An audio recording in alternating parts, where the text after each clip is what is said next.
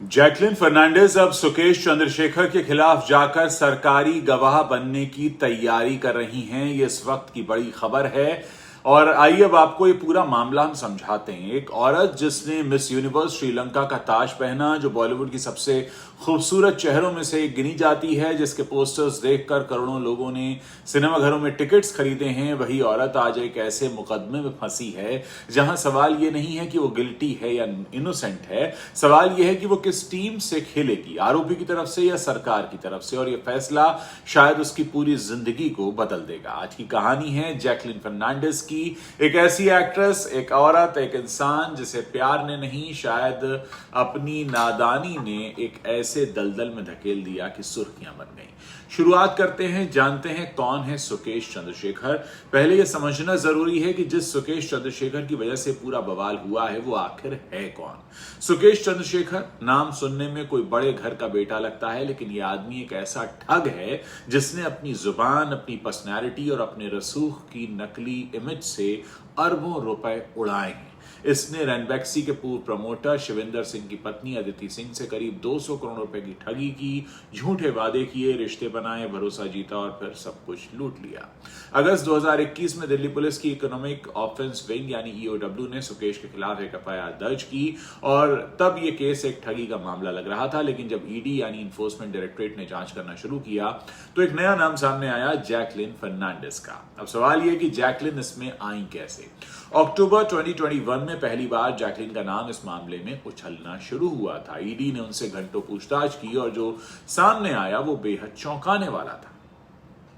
Enforcement directorate की जांच के मुताबिक सुकेश ने जैकलिन से दोस्ती की, उसके बाद उन पर 7 करोड़ रुपए से भी ज्यादा खर्च किए।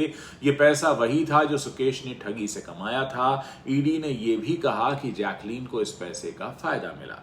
सुकेश ने जैकलिन को क्या क्या दिया, अब आपको हम बताते हैं। महंगी ज्वेलरीज दी, 4 पर्शियन बिल्लियां दी, 57 लाख रुपए का एक घोड़ा दिया। जैकलिन के बारेन में रहने वाले माँ बाप को 1 करोड़ 89 लाख रुपए की 2 गाड़ियां दी, पोर्शे और मैसेराटी। उसके भाई को एसयूवी दी और बहन को 1.25 करोड़ रुपए की एक बीएमडब्ल्यू कार भी दी। अब आप खुद सोचिए, कोई इंसान किसी को इतना सब कुछ देता है तो क्यों देता है? या तो वो बेइंतहा प्यार में होता है या फिर कुछ और चल रहा होता है। ये तमाम आरोप लगते रहे जैकलिन पर।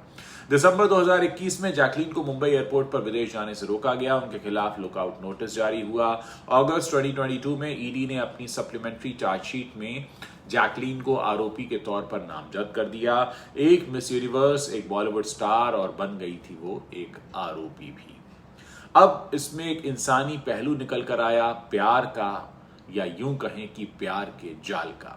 यहां थोड़ा रुकना जरूरी है क्योंकि ये सिर्फ एक लीगल स्टोरी नहीं है, ये एक इंसानी कहानी भी है। जैकलिन की तरफ से कहा गया कि वो सुकेश के झांसे में फंस गई। उन्हें पता नहीं था कि वो पैसा कहां से आ रहा है, कि उन्हें भरोसा दिलाया गया और इस भरोसे की वजह से उन्होंने धोखा खाया। सुकेश जेल में बंद है और जेल से भी वो इंटरव्यूज लगातार देता रहा, अखबारों में बयान छपवाता रहा और कभी जैकलिन से प्यार का दावा भी करता रहा और कभी कभी उन पर इल्जाम भी लगाता रहा। ये रिश्ता जो भी था, इसने जैकलिन की जिंदगी को बुरी तरह हिला कर रख दिया। नवंबर 2022 में पटियाला हाउस कोर्ट ने जैकलिन को रेगुलर बेल दी, लेकिन जिंदगी आसान नहीं हुई। हर विदेश यात्रा के लिए कोर्ट से परमिशन लेनी पड़ती थी, ब्रांड एंडोर्समेंट्स छूटते चले गए, फिल्में प्रभावित हुई और एक चमकता हुआ करियर धुंधला सा पड़ने लगा। शायद ये सब उन्होंने कभी सोचा नहीं था।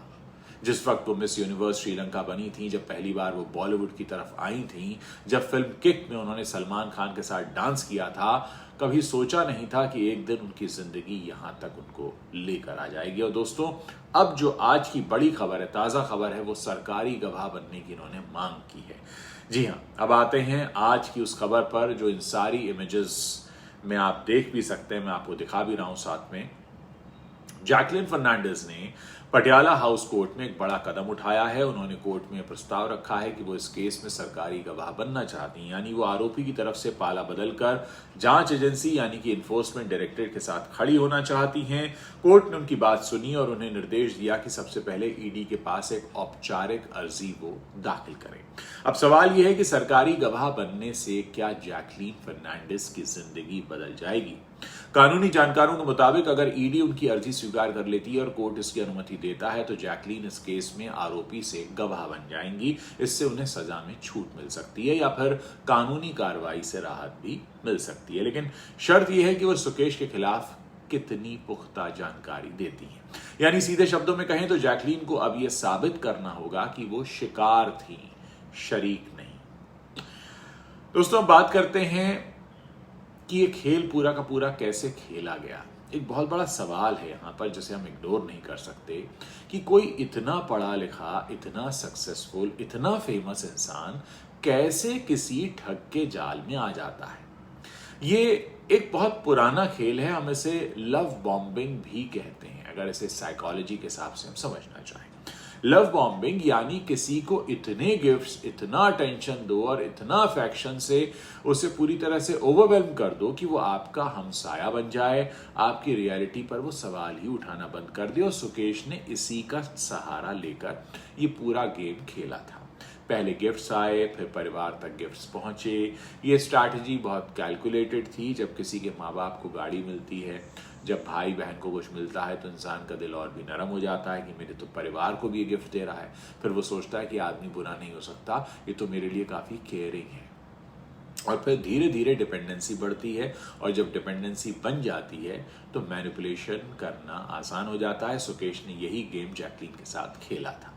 जैकलीन के केस में यह भी देखना होगा कि क्या वो सच में अनजान थी या उन्होंने जानते बूझते कुछ इग्नोर किया। वो कोर्ट को बताएंगी, लेकिन हमें यानी दर्शकों को एक खेल समझना चाहिए ताकि हम खुद इससे बचें।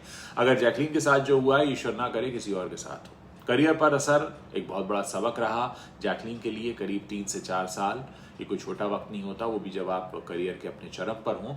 जैकलीन फर्नांडिस ने 3-4 साल किस दहशत में गुजारे होंगे, सोचकर आप समझ सकते हैं कितना मुश्किल रहा होगा। हर सुबह अखबार खोलो तो अपना नाम किसी बुरी खबर में, हर बार विदेश जाना है तो कोर्ट की परमिशन लो, ब्रांड एंडोर्समेंट हाथ से जाते रहे, फिल्में रुक गई, सोशल मीडिया ने ट्रोल करना शुरू किया, दुनिया जज करती रहती है। चलिए वो तो चलता है, लेकिन इस पूरी कहानी में एक बहुत बड़ा सबक भी छिपा हुआ है कि सफलता आपको दुनिया के बुरे लोगों से नहीं बचाती, फेम आपको लालच से नहीं बचाता, और शोहरत होने के बावजूद कोई इंसान किसी के इमोशनल मैनिपुलेशन का शिकार भी हो सकता है। ये जरूरी नहीं कि जो फंसा है वो बुरा है। कभी कभी अच्छे लोग भी गलत जगह पर, गलत वक्त पर फंस जाते हैं, गलत इंसान पर भरोसा कर बैठते हैं, और शायद जैकलीन के साथ भी यही हुआ होगा। अब सवाल ये कि आगे क्या। जैकलीन ने ईडी के पास अर्जी दाखिल करने की प्रक्रिया शुरू कर दी है। अगर ईडी उन्हें अप्रूवर का दर्जा देती है तो वो इस केस में गवाह बन जाएंगी। ये उनके लिए कानूनी राहत का रास्ता खोल सकता है और शायद वो अपने एक्टिंग करियर पर भी अब दोबारा ध्यान दे सकें। सुकेश चंद्रशेखर अभी भी जेल में और कोर्ट में यह केस चलता रहेगा, लेकिन जैकलीन की ये पूरी कहानी हमें एक बात बहुत गहराई से सोचने पर मजबूर कराती है कि जिंदगी में जब कोई अचानक बहुत ज्यादा देने लगे, बहुत ज्यादा अच्छा बनने लगे, बहुत ज्यादा केयर करने लगे, तो एक बार रुककर सोचिए, प्यार रियल होता है लेकिन कई बार ट्रैप भी रियल होता है, और दोनों की शुरुआत एक जैसी ही दिखती है। अगर आपको ये वीडियो इन्फॉर्मेटिव लगा है तो इसे लाइक करें, चैनल को सब्सक्राइब करें। इस बारे में आपकी क्या सोच है कमेंट सेक्शन में ज़रूर लिखें, और क्या आपको लगता है जैकलीन को सरकारी गवाह बनने का मौका मिलना चाहिए? आप अपनी बात रख सकते हैं। साथ ही ये पूरा एपिसोड आपको क्या सिखाता है। जैकलीन जो एक मशहूर अभिनेत्री रही, अचानक किसी के संपर्क में आई और इतने बड़े जाल में फंस गई। पूरी की पूरी फिल्म की स्टोरी उनके साथ रियल में हो गई। क्या सोचते हैं आप इस बारे में? आप अपनी बात इस वीडियो के अंत में जो कमेंट सेक्शन है वहाँ लिखना मत भूलिएगा।